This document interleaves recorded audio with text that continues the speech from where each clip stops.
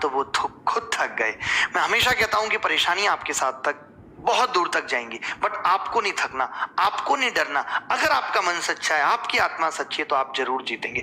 देखिए, आप सब जानते हैं कि सरकार के खिलाफ आवाज उठाना, और वो भी आज के दौर में, कितना मुश्किल काम है। तो परेशानियां आएंगी जीवन में, हमारे भी आ रही हैं और लोगों के भी आएंगी, बट हमें झुकना नहीं है, क्योंकि हम अपनी बात बहुत अच्छे तरीके से सरकार तक पहुंचा रहे हैं। बल्कि हम तो अब मीडिया पे भी डिपेंड नहीं रहे, हमने तो ऐसा तरीका निकाल लिया कि हम अपनी बात बिना मीडिया के सरकार तक पहुंचा रहे हैं। सरकार तक बात पहुंच गई, ये आप जानते हैं, मैं जानता हूं, सब जानते हैं, और उनको जितना देना था उन्होंने हमें दिया है, और वो अभी देंगे आगे आने वाले दिनों में।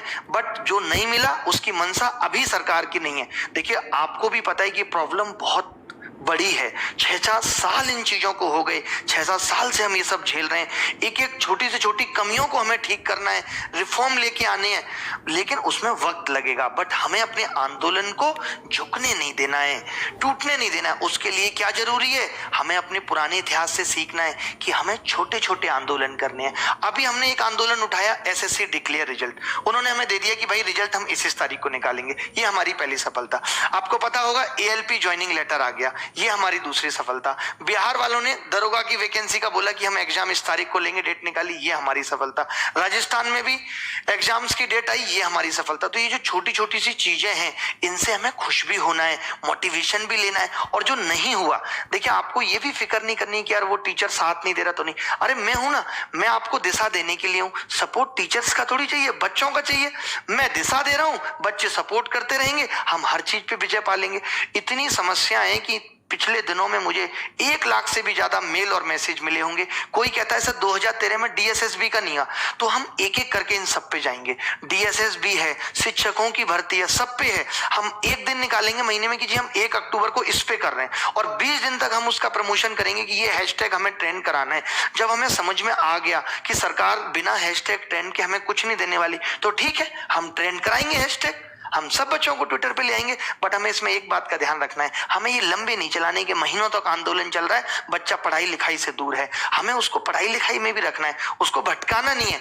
आपको फेक न्यूज, फेक ट्वीट सबसे बचना है। आपको बता दिया जाएगा इस दिन करना है आपको, उस दिन आप आएंगे और करेंगे ट्वीट। समझ गए? इस तरीके से हम सफल होंगे धीरे धीरे करके। मैं बहुत सारी चीजें आपके लिए लेके आया हूं कि दिखाऊंगा। जैसे देखिए, विवेकानंद जी ने भी कहा था कि कभी कमजोर नहीं पड़े, आप अपने आप को शक्तिशाली बनाओ, आपके भीतर अनंत शक्ति है। अब मैं कल नहीं आ पाया, जो भी कारण रहे, लोगों ने तमाम तरीके की बातें, ऐसा हो गया, ऐसा हो गया, ये सब कहना शुरू कर दिया। नहीं, कुछ भी हो जाएगा, हम आएंगे।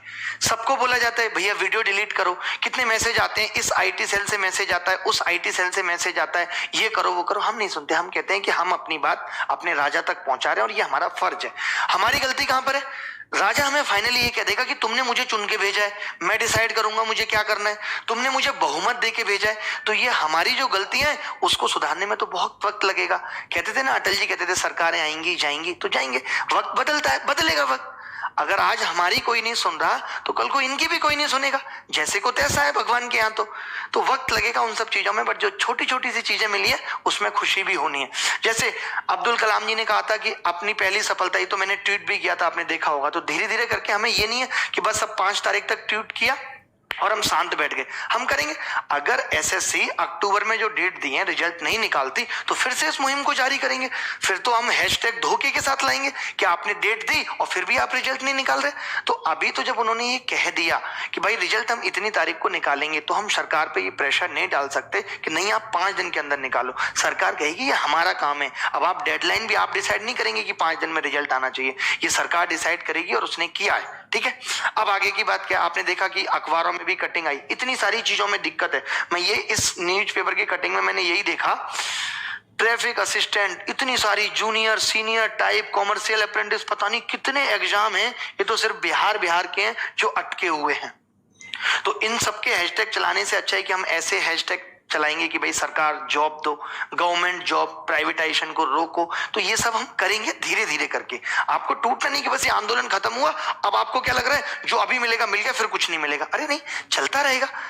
गांधी जी को देख लो आप, अन्ना हजारे को देख लो। आपको अन्ना हजारे के आंदोलन से सीखना है कि जब सरकार उनकी छोटी छोटी मांगों को मानने के लिए तैयार थी, तब वो राजी नहीं हुए और बाद में एक भी मांग नहीं मानी गई।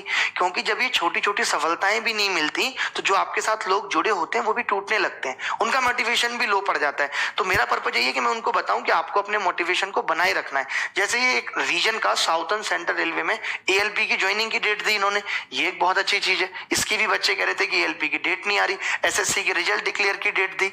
ये ट्वीट किया कि हम रेलवे में सीईओ बना रहे हैं। अब आप सबको पता है कि भी रेलवे का प्राइवेटाइजेशन हो रहा है, प्राइवेटाइजेशन होगा तो सीईओ बनेगा। ऐसे समझ लीजिए शायद दिल्ली मेट्रो की तरह, बट जॉब तो मिलेगी। तो चलो कम से कम कुछ इन्होंने कहा है कि भाई हम कमेटी बना रहे हैं जो ये डिसाइड करेगी। हरियाणा में भी ऐसा कहा गया है कि हम एक 4 सितंबर को आई थिंक या 4 अक्टूबर को वो कमेटी बना के डिसाइड करेंगे कि कौन कौन सी वैकेंसी खाली है और उनको भरा जाए। तो सरकार पे फर्क तो पड़ रहा है। एक जो हम चीज सोच रहे थे कि सरकार पे फर्क ही नहीं पड़ता, मीडिया बोलती नहीं, कम से कम उतना काम तो कर पाए है ना। तो आपको हिम्मत रखनी है, ऐसे हिम्मत तोड़नी नहीं है। दरोगा बहाली का मतलब कितनी सारी समस्या देश में, ये इन्होंने मार्क्स 10+2 के जारी किए, तो धीरे धीरे करके ये चीजें कर रहे हैं। तो हमें क्या है, इसको एक्सेप्ट करना पड़ेगा। अब आप कहेंगे क्यों? क्योंकि ऑप्शन क्या है, इसके अलावा तो कोई ऑप्शन नहीं है। अगर हम सरकार से और ज्यादा करेंगे तो सरकार ये कहेगी कि आप गलत तरीके से कर रहे हो। जो आपने कहा, अब हम 5 तारीख की सुबह 11 बजे कैंपेनिंग चला रहे हैं कि आप आरआरबी एनटीपी से इनके एग्जाम्स की डेट दो, एग्जैक्टली हमें बताओ। तो आपको अब ये नहीं है कि पूरे टाइम ट्विटर पे बैठा रहना है, आज से ही शुरू हो जाना है पूरे टाइम यूट्यूब पे, नहीं। अब आपको 5 तारीख की सुबह 11 बजे ये कोशिश करनी है कि ज्यादा से ज्यादा लोग ट्वीट करें। कम से कम आरआरबी और एनटीपीसी की डेट तो हम निकलवा के ही रहेंगे। रेलवे की आरआरबी एनटीपीसी डेट्स ये हमें रखना है। एक और बात कि जो हम रिफॉर्म चाहते हैं उसके लिए एक पिटीशन इन्होंने बनाई है जिसका लिंक डिस्क्रिप्शन में दिया हुआ है। क्या क्या होगा इस पिटीशन से वो भी उसके नीचे लिखा हुआ है, पढ़ सकते हैं। तो उस लिंक पे क्लिक करके सब लोग उसे फिल करें और अपने साइन जरूर करें, ठीक है। और एकदम चिंता ना किया करें, आप सबका इतना प्यार मेरे साथ है। क्या लगता है आपको मैं टूट जाऊंगा, आपके साथ नहीं रहूंगा? ऐसा कभी नहीं हो सकता, ये ऑप्शन ही नहीं है मेरे पास। मैं जहां आगे पैर रख लेता हूं फिर मैं पीछे नहीं हटाता। हमेशा जिंदगी में हारना पसंद ही नहीं है। शायद अगर आज यहां तक है तो उसकी वजह यही है कि हारना पसंद नहीं है। बट हमें क्या करना है, उन चीजों से दूर रहना है कि हमें किसी को गाली गलौच नहीं करनी। टीचर्स से भी मैं रिक्वेस्ट करूंगा कि हमारे शब्द वजनदार होने चाहिए, ठीक है। मैंने वीडियो बनाया पहला, मैंने उसमें हो सकता है कुछ शब्द एग्रेशन में आके बोले होंगे, जरूरी थे। क्योंकि जब आप किसी चीज की मुहिम शुरू करते हैं तो अगर आप एग्रेसिव नहीं होते तो वो बात दूर तक नहीं जाती। तो वो बात दूर तक गई और देखिए उस वीडियो बनाने के बाद सब टीचर्स ने भी इतना सपोर्ट किया, वीडियो बनाया, सब बच्चे इस तरीके से जुड़ गए कि कम से कम कुछ तो मिला। और जो बाकी रह गया उसको भी धीरे धीरे ले लेंगे। तो मैं आपको गाइड करता रहूंगा। आपको ये नहीं है कि पूरे टाइम सर्च करते रहना है क्या हैशटैग डालना है, क्या डालना है, नहीं। जब भी हैशटैग डालना होगा, जब भी कुछ करना होगा, मैं आके बताऊंगा, आपको गाइड करूंगा, सबसे आगे मैं खड़ा हूं, ठीक है। बट उसके अलावा आपको अपनी पढ़ाई भी करनी है, उससे दूर नहीं होना। ये मेरी आप सबसे गुजारिश है कि मेन उद्देश्य तो पढ़ाई है। बाकी जब ये परेशानी आएंगी तो इनसे लड़ने के लिए मैं खड़ा हूं, बस आपको उसमें सपोर्ट देना है। ये नहीं सोचना वो टीचर नहीं दे रहा, ये नहीं दे रहा, उसको बैकआउट नहीं। हमें अपने काम से मतलब है। जब हमारा काम हो रहा है, हमें पता है कि ये आदमी आके बोल देगा, सारे बच्चे समझ लेंगे, सुन लेंगे। स्ट्रेंथ तो आप हो। आप मेरे साथ लाखों लोग जुड़े हो, मिलियंस लोग। यही एक आदमी 5-5 लोगों को बताएंगे मिशन के बारे में तो करोड़ों लोग हो जाएंगे हमारे साथ। तो फिर डर किस बात का है? तो उम्मीद रखिए, हौसला रखिए, हम जीतेंगे। छोटी छोटी चीजें हमें मिल रही हैं, उनको अप्रिशिएट करना है और खुश होना है कि चलिए मैंने यार उस वक्त अपना टाइम लगाया तो मुझे कुछ तो मिला। हिम्मत रखनी है, ठीक है। और परेशान नहीं होना, मैं हमेशा साथ हूं। कई बार ऐसी कुछ चीजें फंस जाती हैं, थोड़ी बहुत परेशानियां हमें सामना करनी पड़ती हैं, बट हम आपके साथ उनको शेयर नहीं कर सकते। क्यों नहीं कर सकते? हम आपके हौसले को नहीं तोड़ सकते। हम आपको नहीं बता सकते कि हमारे पीछे कितना दर्द छुपा है, हमें कितनी समस्याएं इन सब चीजों से आती हैं। ये मुझे नहीं लगता कि मैं आपको बताऊं। आपको मेरा ये खिलता हुआ, हंसता हुआ चेहरा ही देखना है और इसी से आपको ऊर्जा मिलेगी और आगे बढ़ेंगे हम सब, ठीक है।